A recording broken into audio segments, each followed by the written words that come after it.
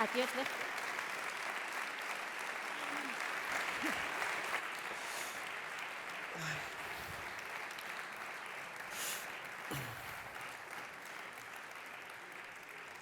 Bueno, a ver cómo mejoramos Tú no esto, sabías ¿no? nada de esto, ¿verdad, John? Bueno, después de escucharla a Sara siempre ocurre lo mismo. Te quedas como vacío. Mientras la escuchas te surgen miles de ideas, de recuerdos, de reflexiones. Se va y te deja como... Se ha llevado toda nuestra energía. Bueno, John, ¿qué tal estás? Bueno, pues igual que tú, ¿no? Laminado después de este discurso que, joder, a mí me ha llegado, ¿eh? Me ha llegado mucho. Quiero, bueno, agradecer a la Fundación que me haya invitado, pero felicitar a Sara porque, joder, he visto muchos discursos y muchas formas de contar las cosas, pero tú no solo lo haces muy bien, es que llegas y haces pensar mucho, ¿no?, sobre lo que estás contando. O sea que de verdad sigue así, joder. ¿En qué has pensado cuando le escuchabas? ¿O en quién has pensado? A ver, creo de todo lo que ha dicho, me quedo como con retazos, a ver si voy soltándolos. He hablado de los detalles, citando el libro de Ceolaza, pero sobre todo ha hablado de algo que me parece a mí muy importante en estos momentos o en los últimos años, que es sobre las verdades o los discursos, y que todo aquel que no tenga un fundamento ético, ¿no?, una verdad moral detrás, un sustrato moral detrás, es un fraude. Y yo lo creo también fervientemente, ¿no? Podemos discutir, tendremos seguramente varias opiniones, si tiene que haber un relato o relatos plurales, etcétera, ¿no? Pero todos aquellos que no tengan en consideración este punto de vista ético, algo que nos han enseñado a todos, ¿no?, pero no solo aquí, sino en cualquier religión y lugar de la tierra, aquello que nosotros lo tenemos como el quinto mandamiento, el no matarás, esto es en todos los lados, pasa en todas las culturas. Está mal matar. O sea, no es que es algo que esté mal aquí, está mal en cualquier lado y cualquiera te lo podrá decir, en el confín del mundo, en cualquier lado, ¿no? Por tanto, todo aquel relato que intente justificar algo, no buscar un fundamento ético obviar un fundamento ético, es un fraude. Y de ahora en adelante voy a citar a Sara cuando hablemos de estas cosas. Bueno, vamos a tener rato para tocar algunas de las cosas que has dicho. John Seistiaga, yo supongo que le conocen todos ustedes porque es de sobra conocido, es un periodista de raza que es un periodista en extinción en tiempos de teléfono, WhatsApp y de oficinas, periodismo y de teletipos, ¿no? Es un hombre al que le gusta tocar, ver lo que ocurre, que no se lo cuenten, y que ha vivido como periodista, lógicamente, los peores años de este país, los años de plomo. Pero como buen periodista huye de los protagonismos, así que bueno, pues la Fundación yo creo que acertadamente ha pensado que te ibas a sentir bastante más cómodo en los periodistas. Iñaki Gabilondo suele hablar siempre de la segunda voz, ¿no? No nos gusta el protagonismo, y entonces hemos pensado que así igual te ibas a sentir más cómodo que dando un discurso o que en alguna forma de estas. Pero por empezar, yo cuando escuchaba a Sara todos los años, realmente, cuando le escucho, yo me acuerdo de su padre, lógicamente yo le conocí a su padre y hoy pensaba en la última vez que le vi, cuando decías tú lo de la copa de vino, yo me acuerdo de su puro. La última vez que le vi iba caminando por la calle San Prudencio fumándose un puro, fue un par de días antes de sonriendo, como muy feliz, muy sereno, muy tranquilo y con su puro feliz. Y yo pensaba que si todo el mundo conociera, es decir, si todos nos conociéramos más personalmente, a mí me parecía increíble que alguien pudiera matar a Fernando Buesa. Igual porque yo le conocía, yo sabía quién era, no conocía a su familia, pero hablaba con él. Y me acordaba de tu primera experiencia, bueno, no sé si es tu primera experiencia, tú eres de Beovia, tú has... en Beovia ha habido muchos atentados, bastantes atentados terroristas, no solamente de ETA, de los GAL también. Y tú me contaste una vez que la primera vez que tuviste como un contacto con el periodismo fue precisamente en un atentado, que fue después del asesinato de Enrique Casas. Ah, sí, sí. Bueno, es cuando yo creo que decidí hacerme periodista, ¿no? Sí. Esto es año 84, ¿no? El año 83. 83-84, sí. 84. Y yo entonces debía estar como en tercero de BUP, que se hacía entonces, y iba a trabajar. Pues los viernes le echaba una mano a mis padres que trabajaban en un restaurante en Lezo, donde habían montado la redacción de un periódico que no duró mucho tiempo, que se llamaba La Voz de Euskadi. Y yo pues estaba ahí sacando las alubias y tal, y bueno, prácticamente a esa hora, todos los que estaban comiendo en el comedor eran todos periodistas de La Voz de Euskadi, ¿no? Y recuerdo que entró un tipo y dijo, han matado a Casas. Entonces se levantaron todos, dejaron los platos, yo me quedé con la cazuela en la mano y les seguí. Y les seguí hasta la redacción y vi cómo se organizaban. Entonces, pues toda la delegación de gobierno, tú llama al otro lado, tú tal, tú tienes contactos, tal, no sé qué, tú vete al PSOE, tú llama no sé qué. Y vi toda aquella vorágine. Ahora lo cuento ya casi como una película, ¿no? Pero fue entonces también cuando fui un poco consciente de lo que estaba ocurriendo, de la importancia de lo que ocurría, y desde entonces dije, yo quiero pertenecer a este Sí. colectivo, a este grupo, ¿no? Y desde entonces, pues bueno, empecé a trabajar y mucho tiempo en el País Vasco, luego haciendo en Madrid lo que entonces se llamaba justicia interior, que básicamente era hacer terrorismo, ¿no? Y que a todos los vascos que iban a Madrid nos ponían siempre a hacer terrorismo. No sé si porque pronunciábamos bien los apellidos o por qué, ¿no? Pero bueno, y bueno, como todos, como tú, viví toda esa transición, ¿no? de que en un momento dado en Euskadi ya no se podía hacer periodismo, o el periodismo que nos habían enseñado, ¿no? De hablar con todas las fuentes y todos los lados, ¿no?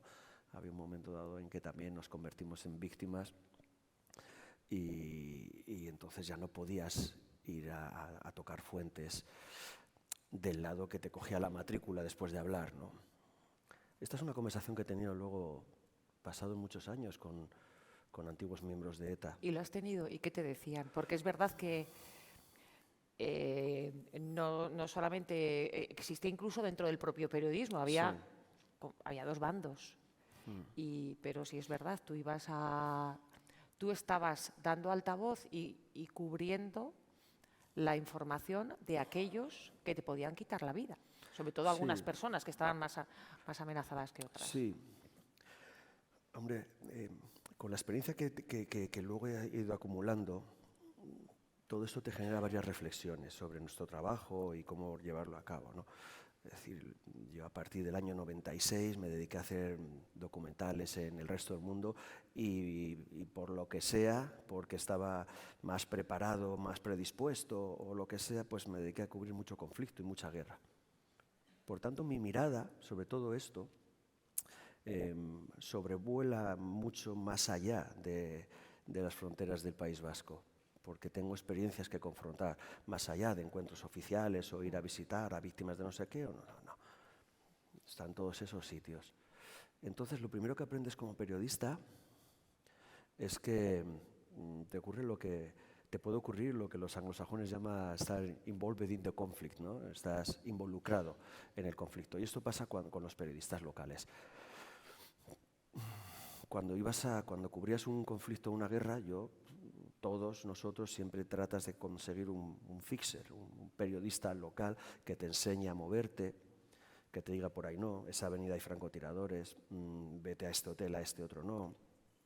¿Quiénes son los políticos locales, los generales locales, los paramilitares locales?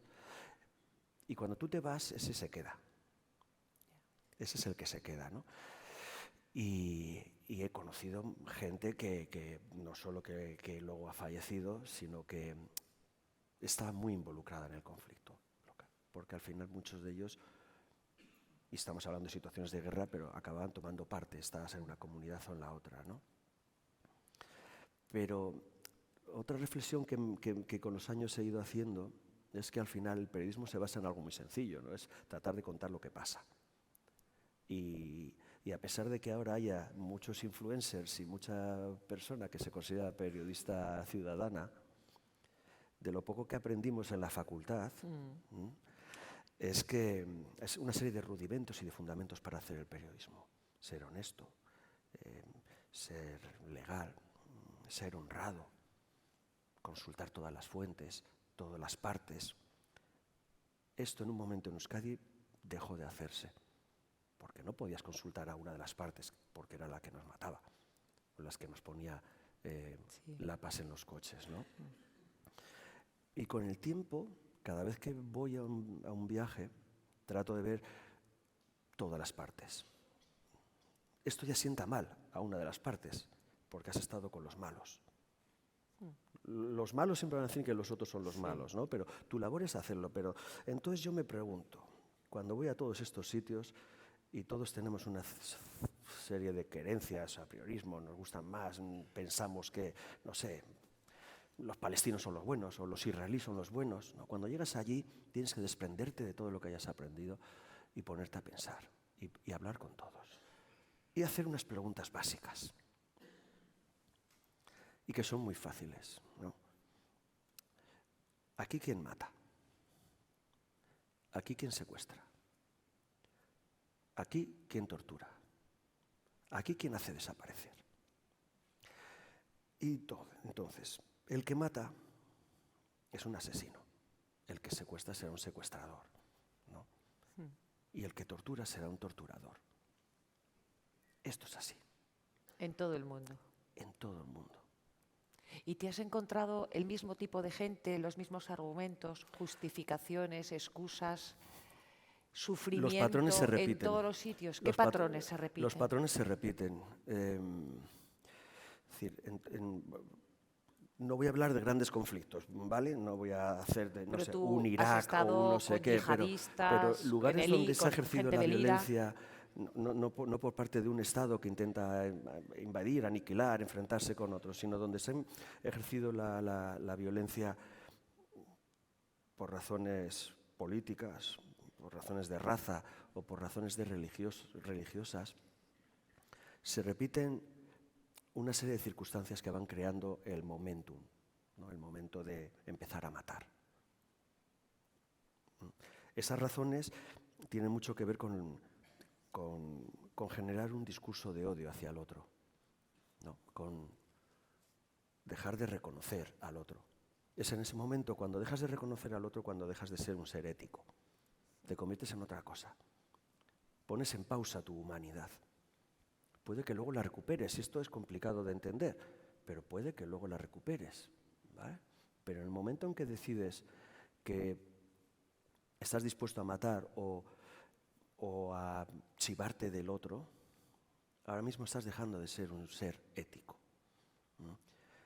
Y Sare ha ido un poco por ahí, pero tanto en Euskadi como en la Ruanda que he conocido, o el Belfast que he conocido, o incluso en determinadas zonas de Colombia asoladas por la violencia de las guerrillas y de los paramilitares,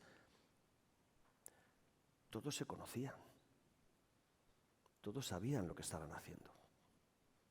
Por eso intento encontrar esa explicación a poner en suspenso tu humanidad, porque el panadero que cuelga el mandil y coge la lista que ya ha elaborado de sus vecinos del barrio que compran el pan a primera hora y el periódico y decide quiénes son serbios o bosnios o quiénes son tutsis eliminables, ¿no? o quién es un comunista o quién es un católico o un protestante, les conoce perfectamente, por eso elabora las listas. Pero hay algo en su interior que ha sido puesto en suspenso. ¿Y por qué? ¿Por qué se convence a estas personas que hace clac en su interior para decir, vas a matar a este a pesar de que sabes que tiene 2 niños? ¿O vas a chivarte de alguien que va a ser asesinado a pesar de que conoces a toda su familia o has ido con él a clase? ¿Cómo haces para que esa persona se convierta en un héroe, en un militante por la causa de la libertad, en un yihadista dispuesto a dar su vida? ¿Cómo haces? ¿Cómo les vas convenciendo? Necesitas generar un discurso de odio. Y durante mucho tiempo en este país se generó un discurso de odio y se implementó un discurso de odio, donde, por tanto, hay personas de tu comunidad que son eliminables fuera del sistema, para que los que quedemos seamos puros, seamos dignos, seamos héroes, seamos mártires, seamos lo que sea. Y necesitas que alguien construya la narrativa. Medios de comunicación, escritores, profesores de universidad, abogados, políticos.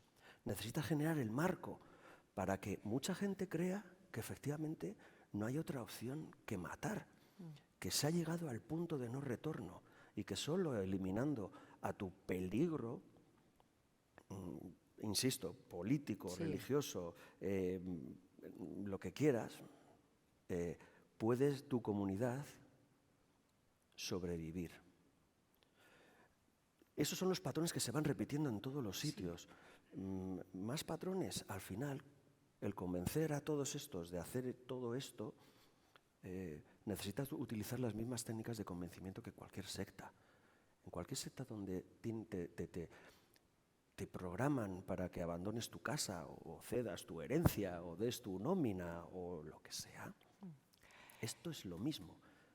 Necesitas dejar de alguna manera tu vida atrás y pensar en otro tótem, ¿no? En tu vida, en otro destino, y convencerte de que estás elegido, de que eres un elegido, ¿no? ¿Cuándo en tu profesión, y no solamente en tu caso, sino yo creo que nos ha pasado a todos los periodistas, ¿cuándo pasamos de hablar de quienes asesinaban, secuestraban, torturaban, a ver a las víctimas? Durante años las víctimas no existían. En el relato periodístico no existían. En la sociedad todos conocemos casos dramáticos de personas con las que hablas. Yo hace poco hablaba con un policía municipal que recibió 12 balazos, se quedó en el año 76 en Galdacao, estaba de escolta del alcalde, se quedó tirado en el suelo, 8 de la mañana, hora punta, pasaba medio Galdacao por allí, nadie le... Y sin embargo esas cosas no las contábamos. Tú en el último año largo has escrito Purgatorio, en el que yo creo que la víctima tiene mucho peso, pero has dirigido Subiac, has hablado en Aureta, has mirado mucho la mirada de las víctimas. ¿Qué nos pasó durante unos años y cómo las hemos encontrado? Creo que parte de la narrativa del odio consiste en eliminar cualquier voz disidente. Y las primeras voces disidentes son no aquellas que digan es que yo no soy nacionalista o es que yo no... No, son las voces de los compasivos, son las voces éticas. Y esto es lo primero que un discurso del odio tiene que tratar de eliminar, ¿no? Y ahí tienes la culpa. Volvemos a los patrones. En todos los lados siempre hay unos señores mayores que están convenciendo a unos jóvenes idealistas de que son los elegidos para llevar a cabo esta misión, que luego, no sé, pues tendrán desde 70 uríes en el cielo esperándole a una Euskadi independiente, alegre, combativa, maravillosa, o una Irlanda reunificada, me da igual, ¿no? Y tiene importancia los medios de comunicación. Respondiendo a tu pregunta, porque los medios de comunicación por hablar de nuestro territorio, durante años y años primábamos las exclusivas, el llegar el primero, el tener la foto, el decir quién era el líder del nuevo comando, la nueva cúpula de ETA. Nos perdimos durante muchos años en lo que yo llamo un poco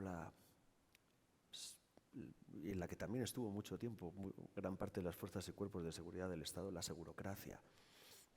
Nos acostumbramos a vivir y a trabajar en ese entorno donde el funeral ya era la parte secundaria, ¿no?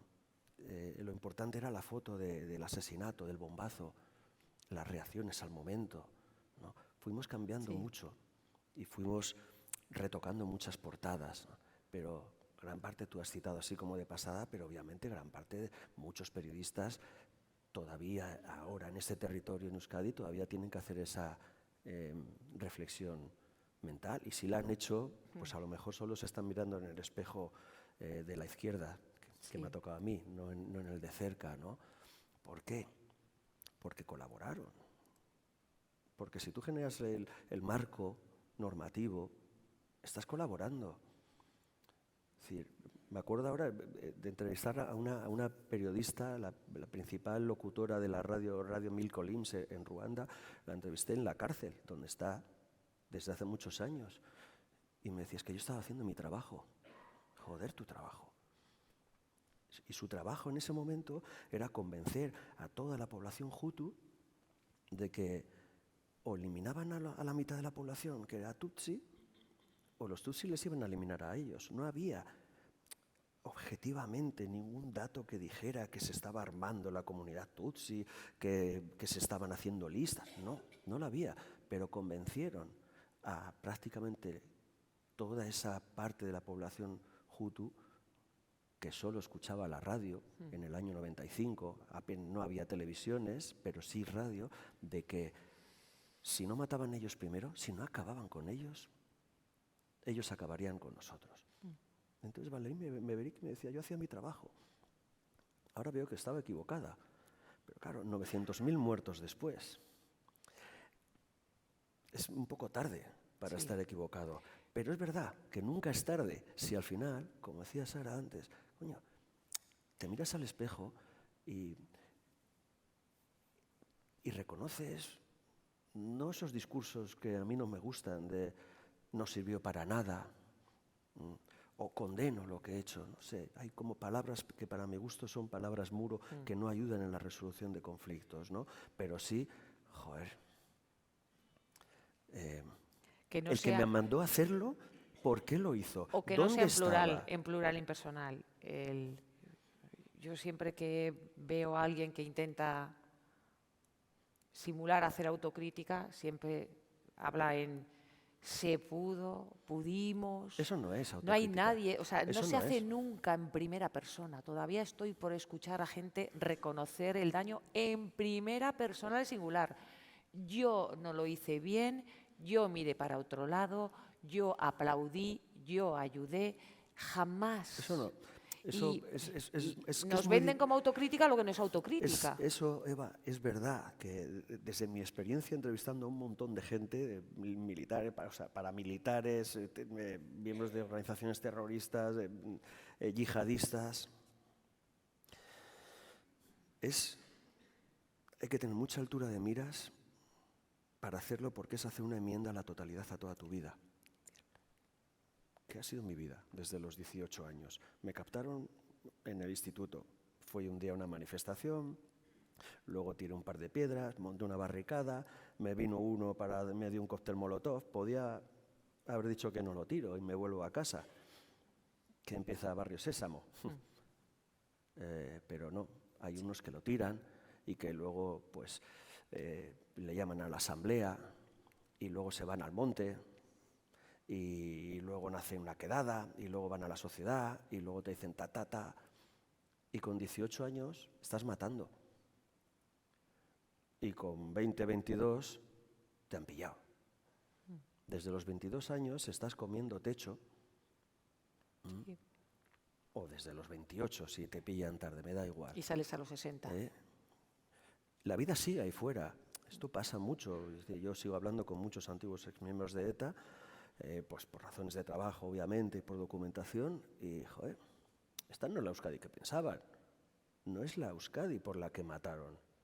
Y les siguieron convenciendo durante muchos años de que, joder, tenían que ser capaces de dar su vida.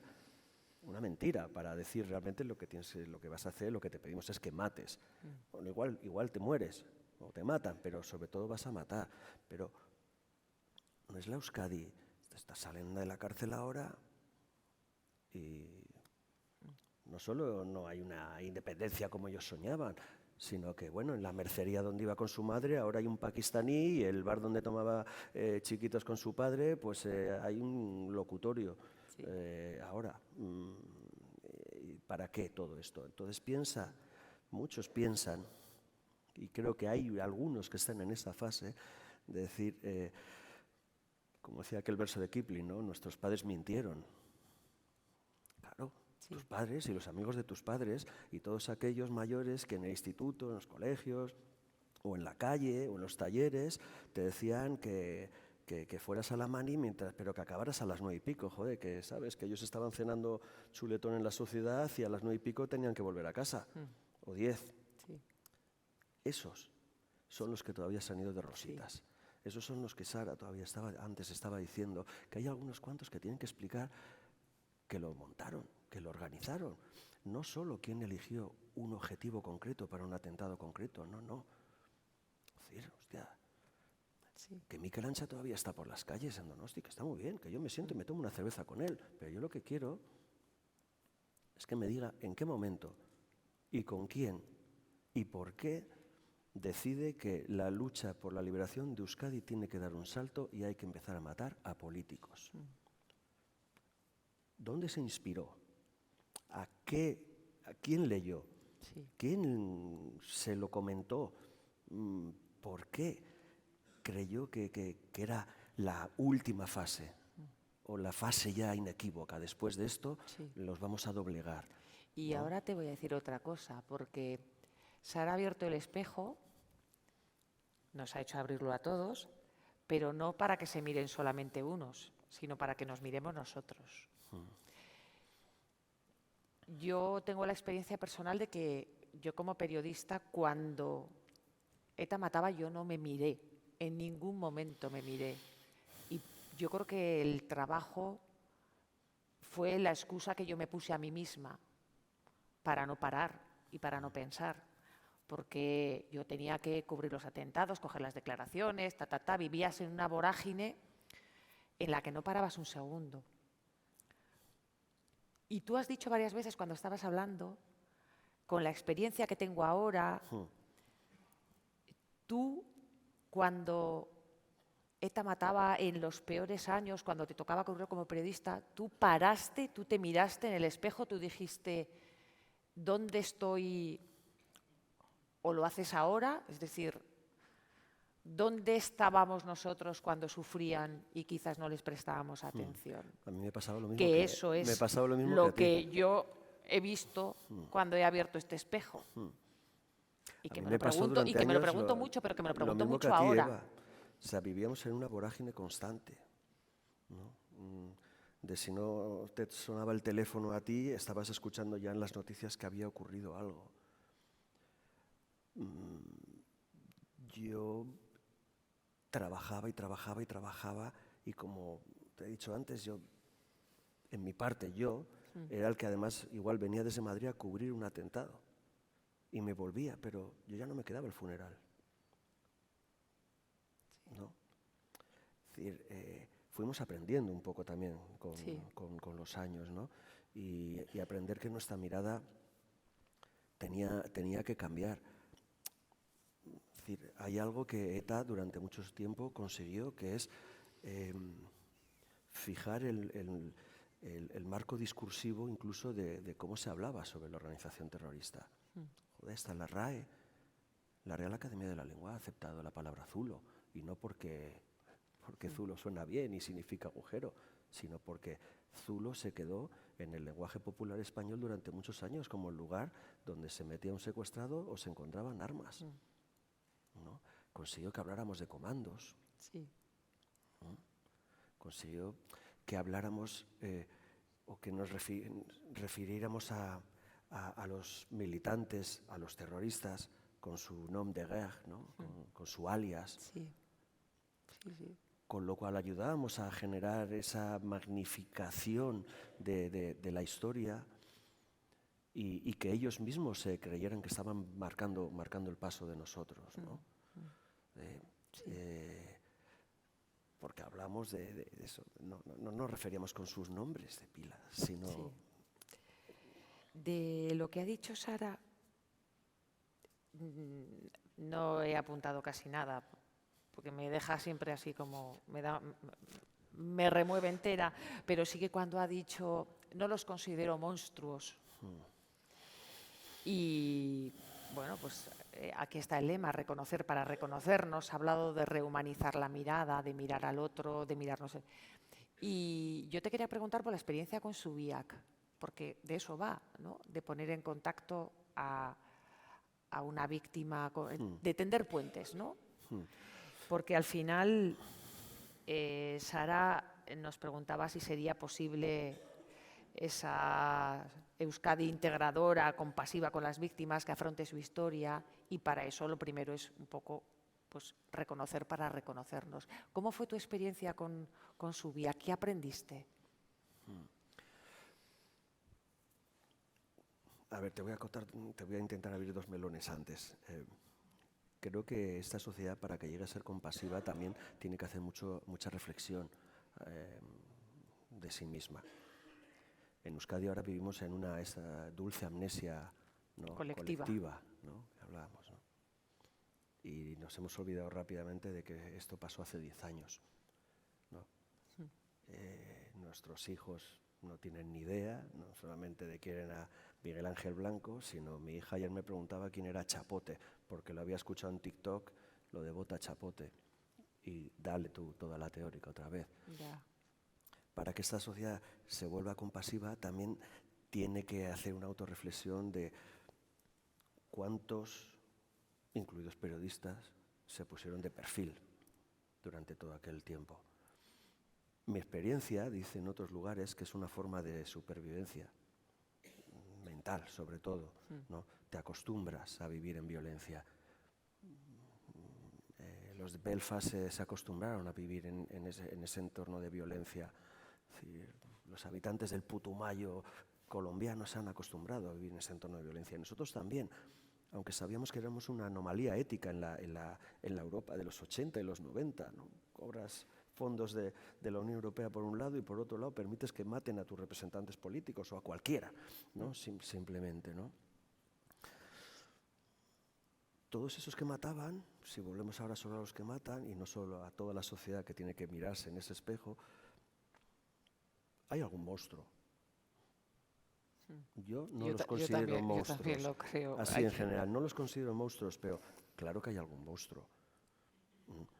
Y como en toda organización que utiliza la violencia, siempre hay alguien que le gusta la violencia, que la utiliza porque le gusta.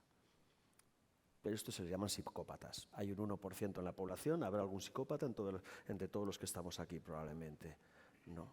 Pero tampoco pero en general no les considero monstruos, sino personas que han sido programadas. Lo que sí es complicado es desprogramarles, porque la mayor parte de ellos son conscientes de lo que han hecho, pero se niegan a reconocerlo. Se niegan, como decía Sara, a decir, joder, dime algo. No una mera carta que mandas, ¿sabes? La misma que se está mandando al ministerio o al juez de vigilancia penitenciaria. Esto es una mierda. A mí me llega una carta. Llámame, hazme a través de un intermediario, decirme algo. Y entonces poder empezar ese proceso de reconstrucción interna y poder mirarte de otra manera, ¿no? Y elaborando el documental de Subia, que se titula Puentes, que es un poco reconocernos, pues hablé con mucha gente. Ahora mismo creo que soy capaz de saber si alguien se ha arrepentido de verdad o me está mintiendo. Pero no solo por los que he conocido de ETA, sino por los que he conocido del IRA, o de los paramilitares protestantes, o de los interangües, o de las brigadas de los mártires de Al-Aqsa. O sea, creo que soy capaz de decir, tú lo estás haciendo por quedar bien ante el micrófono o ante mí. Pero sí que he visto muchos que de verdad su arrepentimiento, aunque no le llamen así, es real. Es decir, les cuesta verbalizarlo, porque joder, como decía en Subia, que uno de los asesinos de Juan Mari Jáuregui, joder, no he pedido perdón porque lo que he hecho es imperdonable. Está bien, ya lo ha asumido. Que la palabra perdón o exigir perdón es algo que no va a remediar lo que ha hecho, ¿no? Y que en este caso, este señor, este chico, es plenamente consciente de la maldad de sus acciones y de las consecuencias de sus acciones, Sí. ¿no? Que enganchando con tu penúltima pregunta, como tardamos tanto en visibilizar a las víctimas, ellos tampoco las veían. En su día, que la persona que está hablando, el antiguo miembro de ETA que está hablando, decía, nosotros cometíamos un atentado y poníamos enseguida la tele para ver qué decían de nosotros. Han huido en un coche blanco con matrícula de no sé cuántos, eran 3, eran 2, eran altos, eran bajos. Simplemente después apagamos la tele, porque ya venía el hospital, los funerales, las amistades, las declaraciones políticas. Claro, pero eso ya venía detrás, ¿no? Y muy atrás. Lo primero era atentado con coche bomba. ¿Qué comando? ¿Quién forma parte del comando? ¿Qué atentados otros ha habido? ¡Pum, pum, pum, pum! Y en el minuto 8, 9 o 10, Sí. las víctimas, ¿no? Sí, las víctimas. Y es el momento de que hablen ellas, como decía Sara, que es el momento en el que tienen que hablar. Bueno, por ir terminando, tú hablas mucho, yo también, o sea que podríamos estar aquí hasta... ¿Crees que será posible para nuestra generación esa Euskadi integradora, compasiva con las víctimas, que afronte su historia para otra generación? Sí, yo creo que sí. O sea, siempre me preguntan lo de la reconciliación. Digo, no, aquí no había dos bandos, no hay que reconciliarse. Hay alguien dentro de esta sociedad y creo que ahora mismo es labor no solo de los periodistas, sino también de los historiadores. Es decir, aquí veo que hay gente de Gogoan, de Memorial, etcétera. Es decir, hay que poner números a esto. ¿Cuántos entraron? ¿Cuántos estuvieron en ETA? ¿Qué parte de la sociedad estuvo en ETA? No digo los que votaban a la opción política que apoyaba, ¿no? ¿Cuánta gente se necesitó para doblegar no solo a Euskadi, sino casi a todo un país? Quedan 2.000 personas, 4.000, no sé, Florencio está ahí, tendrá los números, 10.000 pasaron por ETA, en una población de 2 millones y pico. Bueno, pues esto pasa en todos los lados. El IRA y los paramilitares apenas eran 7, 8.000 militantes a lo largo de 40 años. 7.000 personas en 40 años son capaces de doblegar de verdad a una sociedad. Bueno, pues ahora, para encontrar esa sociedad, esa Euskadi integradora, hay que tener muy claro que hay que mirar a los ojos. Esto es algo que yo estoy habituado a hacer y no me importa hacer, porque lo hago. Pero cualquiera que me diga, como he arrancado al principio de esta intervención, cuando hablo con alguno que en su momento, que ha pasado por la cárcel, que no sé qué, digo, joder, qué bien, ¿eh? Pues sí, joder, a ver cuándo vienes otra vez por Donosti, nos tomamos otra caña y seguimos charlando. Muy bien, pero sin problemas. Pero fíjate que hace 10 años me hubieras cogido la matrícula. Bueno, ya, pero eso, ya, pero es interesante, es importante que lo entiendas. ¿Sabes? Es decir, me gustaría que en algún momento la gente que ha pertenecido a ETA hable como mucha gente del IRA en Irlanda del Norte, a los que he entrevistado. Te pongo 2 ejemplos rápidos y todavía estamos de tiempo. O sea, el jefe de la brigada del IRA, Brendan Hughes, de Dark, que murió de COVID el año pasado. Un tío con 3 huelgas de hambre, le falta un riñón, 14 años en la cárcel, con Jerry Adams. Y casualmente, mientras le estoy entrevistando en su casa, está en la tele puesta y sale Jerry Adams y Martin McGuinness en el Parlamento de Stormont. Y el tío, según en la entrevista, me está hablando de su época, y mira, y dice, jo, hostia, Stormont. Y dice el tío, ¿cuántas veces hemos intentado volar el Parlamento de Stormont? ¿A cuánta gente he enviado yo a matar y a morir en el Parlamento de Stormont? Y yo, hostia, callado ese momentazo, ¿no? Y digo, joder, ¿mereció la pena? Y dice, mira, estamos ahí.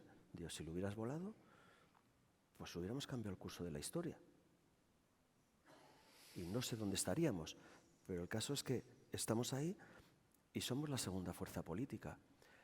Yo echo de menos que gente de ETA tenga la valentía de hablar de ese tipo de cosas, ¿no? Que gente de ETA me diga como me dijo Tommy Gorman, otro antiguo miembro del IRA, dice, lo hicimos todo mal, no lo creímos.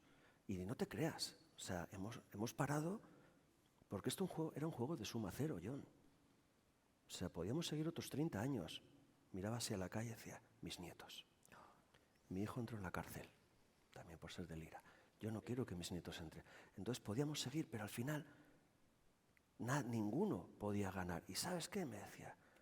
Y resulta que ahora, y se cumplió su profecía después de 10 años de esta entrevista, al final resulta que los católicos somos más, o que tenemos más descendencia.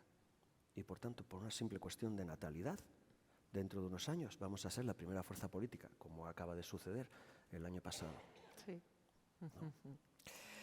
Bueno, estamos aquí para recordar como los 11 soldados de Beatú que murieron en la Primera Guerra Mundial enterrados en esa pequeña localidad fronteriza de Beovia. Oroigutas. Recordadnos. Muchas gracias por hacerlo con tu periodismo y por habernos acompañado esta tarde aquí. Y gracias por invitarme. Oye, gracias a todos. In Memoriam. Jon Sistiaga.